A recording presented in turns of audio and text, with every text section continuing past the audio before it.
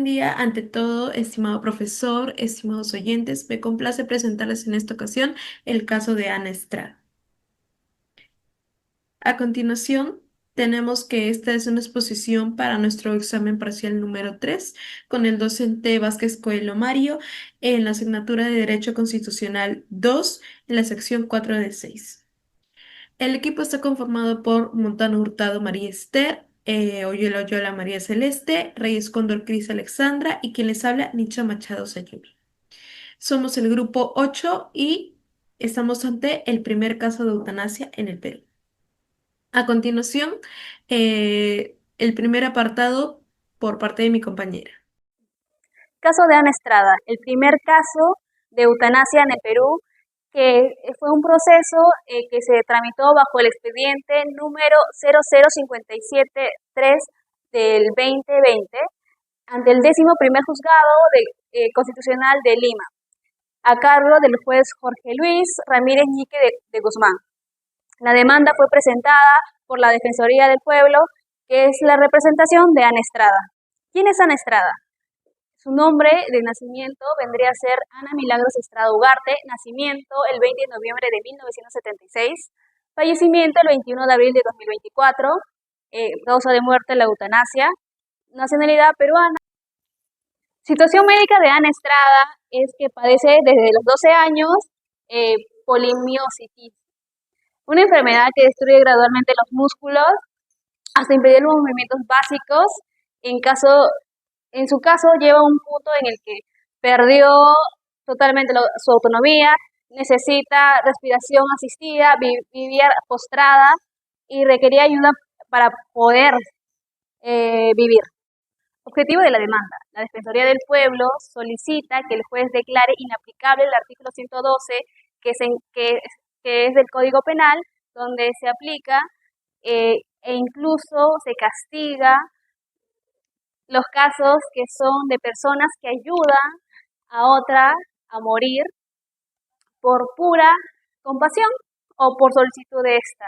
Por esa misma razón, sin una decisión judicial, cualquier médico que ayude a Ana Estrada cometería un delito. ¿Qué se pide? Pues que Ana Estrada pueda acceder a la eutanasia, a su vez que el médico que le ayude no pase por un proceso penal o que tenga un castigo y que el Estado le garantice un procedimiento de forma segura y digna.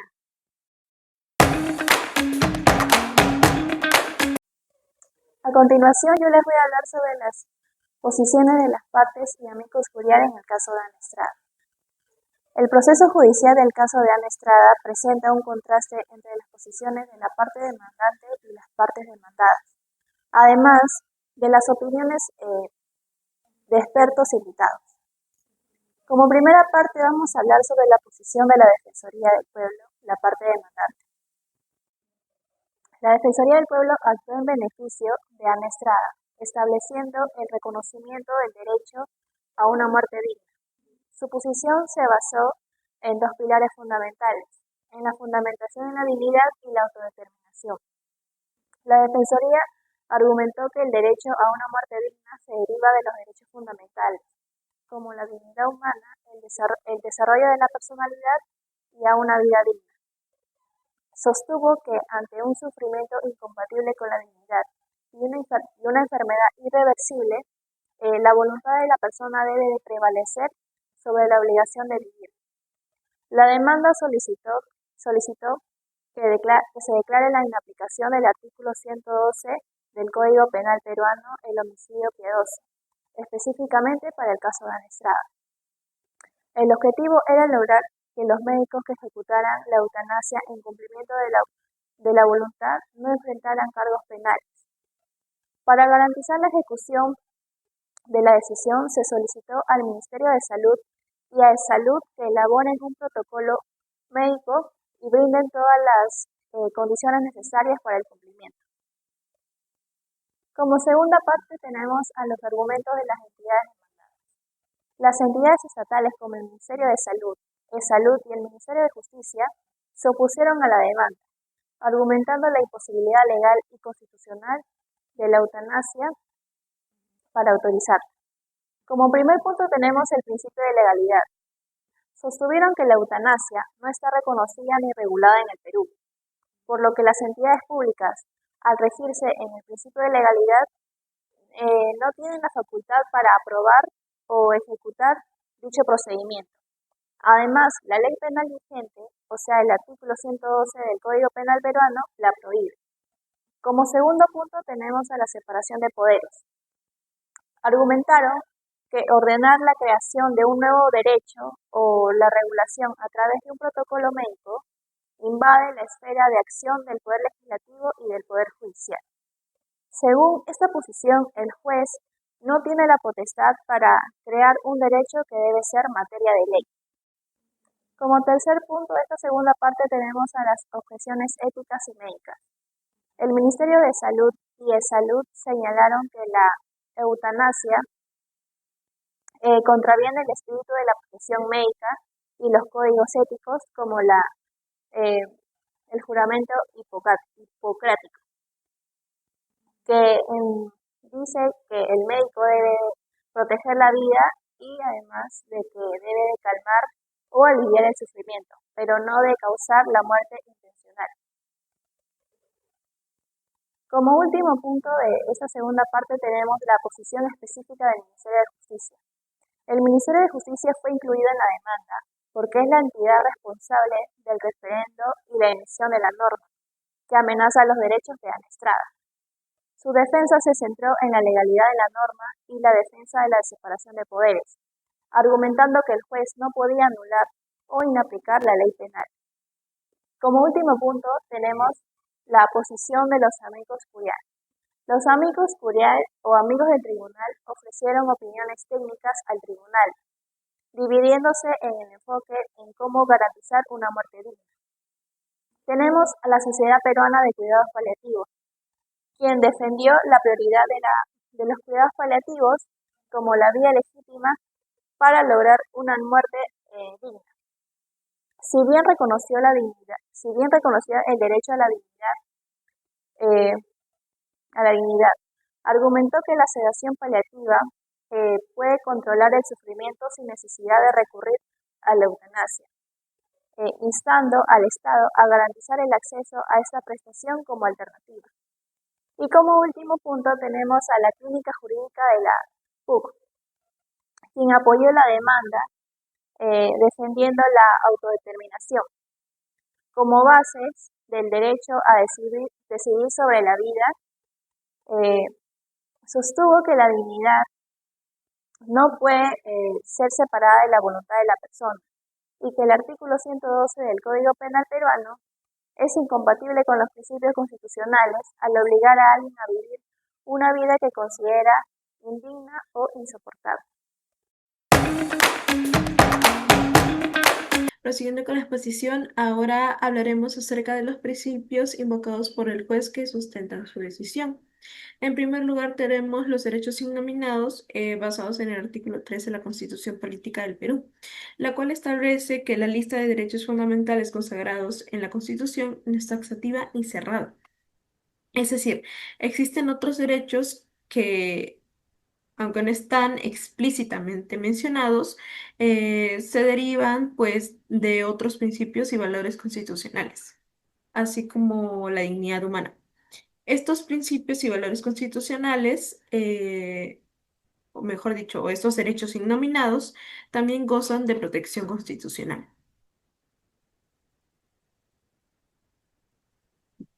Ahora pasamos con el control difuso, esto según el artículo 138 de la Constitución. ¿A qué se refiere? Bueno, en este es el poder de ver que tienen todos los jueces del país de examinar la compatibilidad de una norma legal con la Constitución. Y en caso de encontrarla incompatible, pues simplemente inaplicarla al caso en concreto que están resolviendo. Esto significa que la norma inconstitucional no se aplica en ese proceso judicial específico, pero sigue vigente para otros casos, ¿no? Como podría ser el ejemplo que se vio en clase como la ley de amnistía, que la mayoría de jueces pues decidió no aplicarla. a diferencia del control concentrado, que anula la norma con efectos generales. Pasamos al principio de inexcusabilidad según el artículo 139, inciso 8, que se refiere a la obligación de los jueces de resolver todos los casos que se sometan a su jurisdicción, incluso en ausencia de una ley que regule específicamente la materia. Los jueces no pueden abstenerse de fallar bajo el pretexto de que hay un vacío legal, sino que deben recurrir a otros principios generales del derecho, como la jurisprudencia, la doctrina y la equidad para encontrar una solución justa y razonable. Guía. Ahora pasamos con el desarrollo de los conceptos que definen el debate sobre la muerte digna en este caso. Tenemos la diferencia entre vida biológica y vida digna, ¿no? Aquí se nos menciona que se distingue entre la mera existencia biológica, como un conjunto de células, ¿no? Y una vida que valga la pena ser vivida. Es decir, una vida en condiciones de dignidad.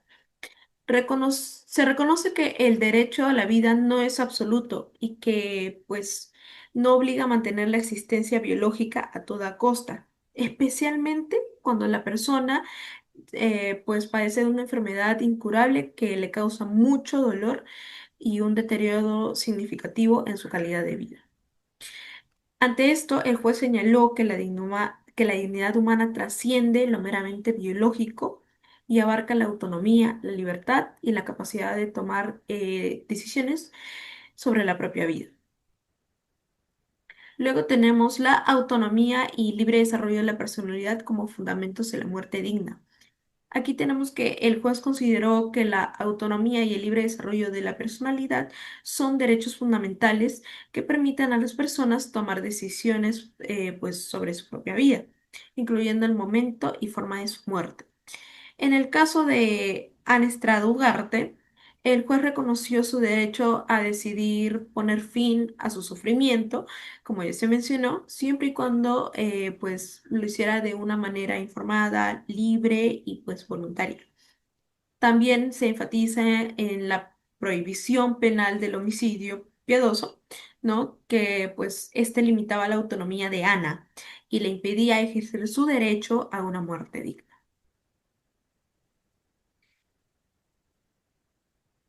Pasamos con el equilibrio entre el deber estatal de proteger la vida y el respeto a la dignidad individual, ¿no? Aquí también el juez reconoce que el Estado tiene el deber de proteger la vida humana, o sea, digamos que el derecho más fundamental que puede tener, que puede haber, es un bien jurídico protegido de igual manera. Eh, pero pues este se debe equilibrar también con el respeto a la dignidad y la autonomía, como ya se menciona en varias ocasiones, de las personas. En el caso de Ana Estrada, el deber estatal de proteger la vida debía ceder, ¿no? Ante su derecho a la dignidad y a una muerte digna, ya que prolongar su existencia en condiciones de sufrimiento, como ya se mencionó, y era un sufrimiento extremo, tampoco es algo que, digamos, pudiera ser soportable, sino que Ana Estrada contaba con un ventilador, ¿no? Em, Sería contrario a su voluntad y a sus derechos fundamentales, claramente. Entonces, el juez señaló que el Estado no puede imponer una concepción particular de la vida buena y que debe respetar las decisiones individuales sobre el final de la vida. Eh, Proseguimos con el aspecto del razonamiento del juez para reconocer el derecho de Ana Estrada Ugarte a la eutanasia asistida. Tenemos dos puntos. La procedencia del amparo, ¿no? Que es que el juez consideró que el amparo era procedente debido a que la prohibición penal del artículo 112 del Código Penal, que es homicidio piadoso, amenazaba los derechos fundamentales de Ana. En particular, su derecho a la dignidad, a la autonomía y el libre desarrollo de su personalidad. A pesar de que no existía una ley que regulara, como ya se mencionó expresamente, la eutanasia o el suicidio asistido, el juez estimó que era posible analizar la situación a la luz de los derechos fundamentales reconocidos en la Constitución. Pasamos al punto B, que es el reconocimiento de un derecho no expresamente regulado, o sea, es en una línea con el anterior. Aquí el juez se basa en el artículo 3 de la Constitución, que establece una cláusula, ¿no? De números abiertos, o lista abierta de derechos fundamentales. Esto le permitió argumentar que el derecho a la muerte digna, si bien no está regulada o expresamente mencionado, podía derivarse de otros derechos fundamentales ya reconocidos, como se explicó en el primer apartado.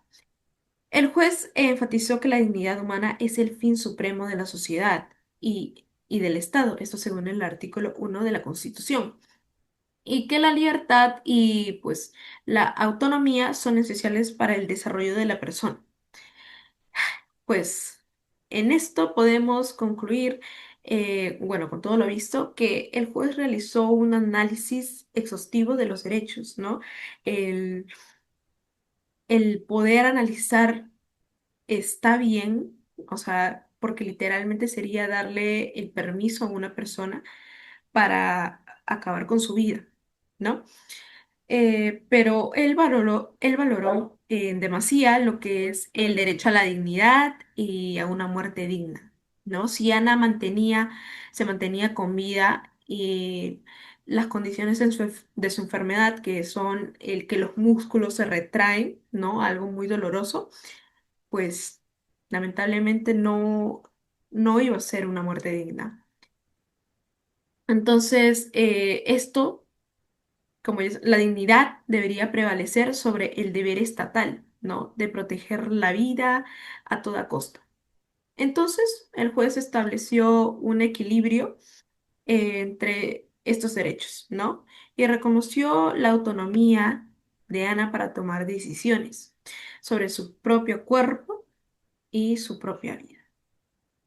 Y bueno, eso es todo. Le doy pase a mi próxima compañera. Muchas gracias. Para cerrar nuestra exposición, me compete explicar sobre la decisión judicial que presenta el caso de Ana Estrada y sobre las conclusiones como grupo. Este caso marcó un antes y un después en el derecho constitucional peruano porque abrió un debate que va mucho más allá de explicar sobre la ley o un artículo del Código Penal, sino nos invita a reflexionar sobre lo que es realmente vivir con dignidad. Y frente a esto, después de haber analizado los hechos, los informes médicos, los principios constitucionales y los argumentos de las partes, se declaró fundada la sentencia que cometió la Defensoría del Pueblo en representación de Ana Estrada, por lo cual el Poder Judicial declaró fundada la demanda y ordenó la inaplicación del artículo 112 del Código Penal que nos habla sobre el homicidio piadoso. Eso no quiere decir que en caso de que Ana Estrada decida poner a fin su sufrimiento, las personas que se encarguen asistan a este procedimiento, no reciban un procedimiento penal frente a esto. En segundo lugar, el juez ordenó a Salud y al Ministerio Público conformar una junta médica interdisciplinaria. Esto quiere decir que esta junta se va a encargar de todo el proceso que ha llevado a Estrada frente a esto, donde se proteja su decisión, su conciencia y esté libremente informada frente a esto. Además de que se le declare en condiciones dignas, humanas y seguras. En el tercer punto nos dice que el juez dispuso que el Ministerio de Salud valide el procedimiento técnico de eutanasia y emita una directiva administrativa. Esto nos quiere decir que en casos que puedan suceder en el futuro similares y el juez declare fundada también la sentencia, ya exista un procedimiento válido frente a esto. Con respecto a la importancia jurídica y social que presenta este caso, nos dice que por primera vez el Poder Judicial peruano reconoció el derecho a morir con dignidad como una manifestación de la libertad personal y a la dignidad humana, por la cual se sostiene y se fundamenta mediante principios constitucionales, como es el artículo 3 de la Constitución, el principio de inexcusabilidad y el control difuso. Eso nos prueba de que legítimamente se puede fundamentar el hecho de la dignidad humana, el libre desarrollo de la personalidad y el derecho a no sufrir tratos crueles e inhumanos. Ahora, con respecto a las conclusiones que nosotros señalamos como grupo, podemos entender que como grupo coincidimos que al final se protegieron derechos fundamentales. Entre ellos podemos ver la dignidad humana, el libre desarrollo de la personalidad y el derecho a una vida digna. Nosotros pensamos que si se le negaba, habría una vulnerabilidad en su poder de poder decidir sobre su cuerpo, sobre su libertad. Con respecto al juez, pensamos que creemos que fue una decisión valiente, humana y constitucionalmente fundada. Tuvo el coraje de interpretar la Constitución desde los valores que le inspiran como la libertad, la justicia y la dignidad, y no limitarse al texto escrito de esa ley penal que vemos en la inefectividad del artículo 112 del Código Penal. Nosotros también reconocemos que existen críticas frente a la decisión que existe sobre el juez, sobre juristas que señalan que pudo ver que el juez optó más por la capacidad que tenía, pero nosotros creemos, desde nuestra propia opinión como grupo, que el juez interpretó correctamente, constitucionalmente, al proteger los derechos fundamentales de Ana Estrada. El caso de Ana Estrada se convirtió en un precedente judicial muy importante, ya que abrió el camino para futuras discusiones frente al derecho a morir con dignidad. Con respecto a la reflexión frente a ese caso, el caso de Ana Estrada nos deja una reflexión humana y poderosa, puesto que nos dice que el derecho a la vida no debería ser una obligación, sino un derecho a tener una vida digna. Con esto, considerar, tenemos que Ana no pidió morir, lo que pidió es que se respetara su libertad personal, el hecho de decidir frente a su cuerpo, frente a esto, sin depender de otros, sin ser juzgada ni criminalizada por querer esto. Asimismo, como lo menciona el fallo judicial, nos dice, la dignidad humana no termina con la vida, sino que la acompaña hasta el último instante. Esto nos quiere decir que, sin duda, que el verdadero sentido de la vida, de justicia, es esta sentencia que nos muestra este